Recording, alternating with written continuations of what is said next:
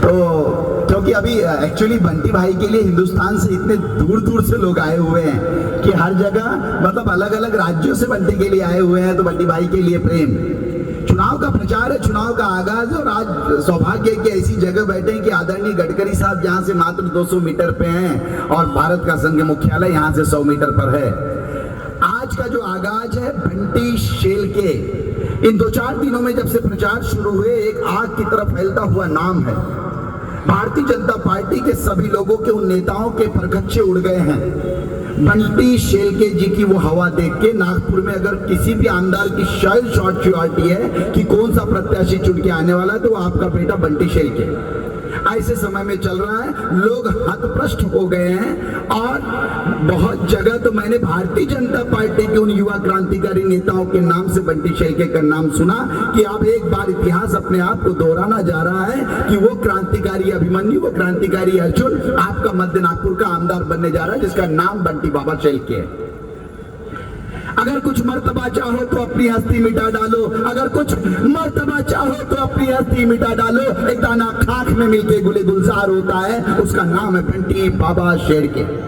आज महाविकास आघाड़ी ने अपना मैनिफेस्टो दिया। यहाँ बहुत सारी माताएं बैठी हैं, मेरी बहनें बैठी हैं। मैं आपको बताता हूँ कि ये सरकार आपको 1500 रुपए दे रही थी। महाविकास आज सरकारी ने आज अपना मैनिफेस्टो जाहिर किया है। आने वाले समय में यदि महाविकास आघाड़ी की सरकार आई, बंटी बाबा शेलके जैसे लोग विधायक बने और हमारी सरकार बनी, तो आपको उद्धव साहब ठाकरे, शरद चंद्र पवार, राजीव गांधी जी के आशीर्वाद से प्रत्येक माता बहनों को 3000 रुपए प्रतिमाह मिलेगा। एक बार तालियों से स्वागत हो जाए। वो 1500 को डबल कर दिया है। दूसरा जो रसोई से सीधा संबंधित है, जिसे भारतीय जनता पार्टी का कभी ध्यान नहीं गया, कि आपके सिलेंडर 6 सिलेंडर साल में आपको मात्र 500 रुपए में मिलेंगे, जो ओरिजिनल कीमत थी। यहाँ तो मोदी जी ने उसको 1100 रुपए कर दिया, 500 रुपए में आपको सिलेंडर मिलने वाले हैं। जल्दी जल्दी इंतजार करो बंटी बाबा शेलके को 20 तारीख रोड को, ताकि 23 को हमारी 22 को गवर्नमेंट आए और 23 के बाद आपको सिलेंडर वो 500 रुपए में मिले। क्योंकि राहुल गांधी जी जो बोलते हैं, या उनका मैनिफेस्टो जो बोलता है, या महाविकास आघाड़ी बोलती है, क्योंकि उद्धव जी के वचन जो दिया वो दिया, प्राण जाए पर वचन न जाए वाला काम है। उस प्रकार से महाविकास आघाड़ी में वो होने वाली है। सबसे बड़ा और अहम मुद्दा, कान खोल के सुन लेना, हर एक से रिलेटेड है, कंत्राटी कामगारों को खत्म करना।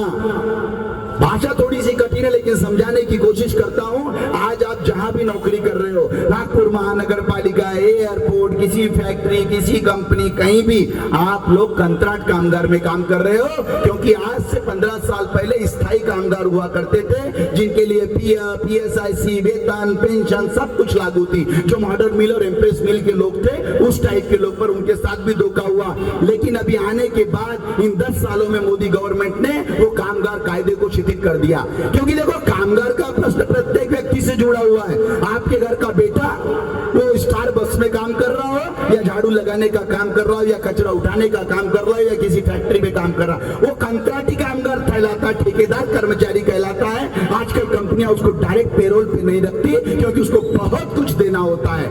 ये महाविकास आघाड़ी सरकार उस कायदे को खत्म करके, हमारी सरकार उसको कामगार, स्थायी कामगार दे रही। मतलब आपको पूरे बेनिफिट मिलेंगे। इसके बाद यदि 22 तारीख को आपके आशीर्वाद से बंटी बाबा शेलके जैसे विधायक चुन के जाते हैं और महाविकास आघाड़ी की सरकार बनती है, तो आपके घर का हर बहन, हर बेटा, अपना पिता बुजुर्ग जो काम करता है, वो स्थायी कामगारों में आएगा। कोई भी कंपनी होंगी, मतलब आपको पीएफ, पीएसआईसी, पेंशन, बोनस सब बाकायदा मिलेगा। प्रत्येक व्यक्ति की, जितना मैं जानता हूं, वेतन किमान सबको 25,000 से कम तनख्वाह नहीं होंगी, क्योंकि वेतन किमान ही वही है। 700 से 800 रुपए मिनिमम किमान वेतन है, और ये मिनिमम किमान वेतन आपको मिलने जा रहा है। बस आप ये तैयारी करके रखो कि महाविकास आघाड़ी की सरकार चुन के आ जाना चाहिए। अब आपके क्षेत्र का विधायक कैसा हो? लेमरेटा पे चलने वाले आदरणीय गडकरी साहब केंद्रीय मंत्री हैं। आज मैं उनका भाषण सुन रहा था। सही में बहुत ओजस्वी वक्ता है और उनकी दूरदृष्टि है। लेकिन गडकरी साहब, मुझे दुख है कि आपके खेमे में आपके जैसा कोई नेता बचा ही नहीं है। लेकिन आपकी विरासत, क्योंकि आप मध्य नागपुर के वोटर हैं, इसलिए आपको आमदार आपके जैसा होना चाहिए। इसलिए आपका बेटा और मेरा भाई बंटी सेन के जैसा ही व्यक्ति उनकी विरासत संभाल सकता है। इसलिए इनडायरेक्टली गडकरी साहब का भी आशीर्वाद बंटी शेल्के को ही होना चाहिए यदि गडकरी साहब सही मायने में मध्य नागपुर का विकास करना चाहते हैं। क्योंकि आपके घर से आपके लिए आंदोलन में खड़ा होने वाला वो लड़का जो चारों तरफ कोरोना का कहर था, लोग एक दूसरे को देखना पसंद नहीं करते थे, मैं और मेडिकलों की हालत खराब थी।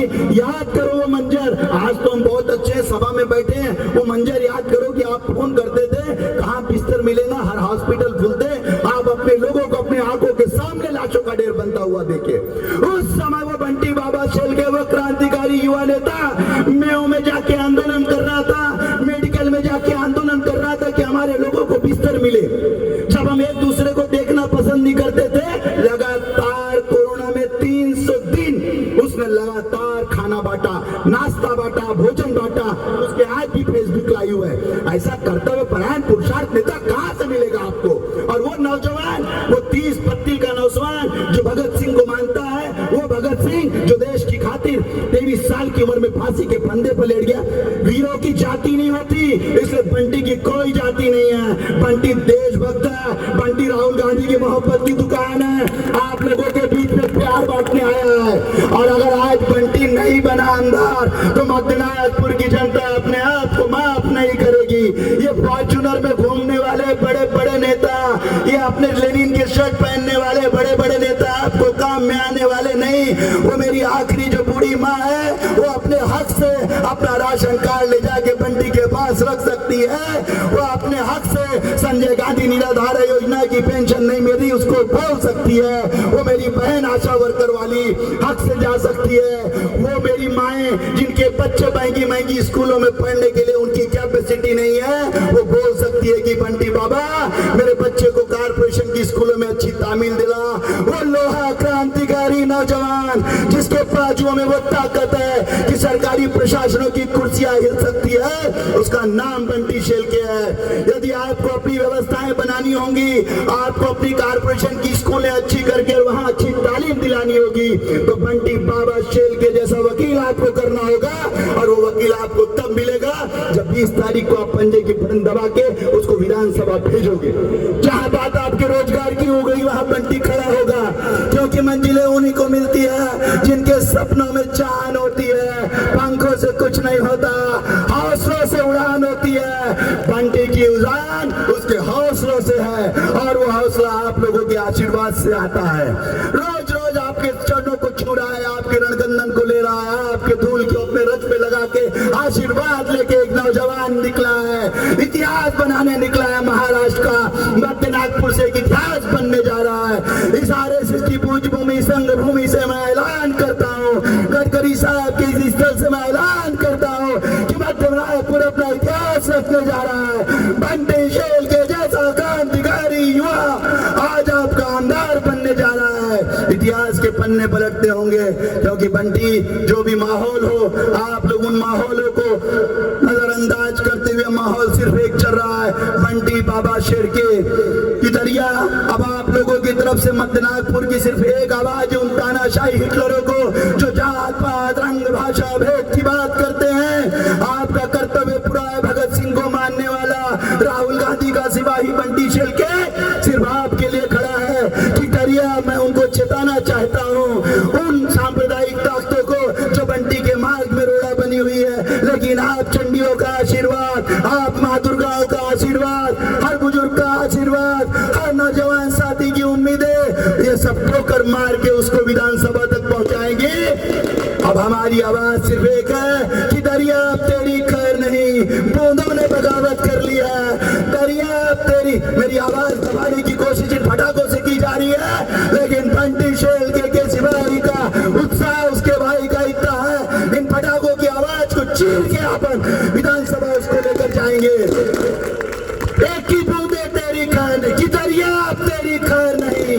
इनके लिए जो फटाकों की आवाज के बीच में बंटी के आंदोलन की आवाज को दबाने की कोशिश कर रहे हैं कि दरिया अब तेरी खैर नहीं, बूंदों ने बगावत कर ली है। कि दरिया अब तेरी खैर नहीं, बूंदों ने बगावत कर ली है। नादाना समझ बुज़दिल हमको लहरों ने बगावत कर ली है। हम परवाने हैं मौत समा, हम परवाने हैं मौत समा, मरने का किसको खौफ वहाँ,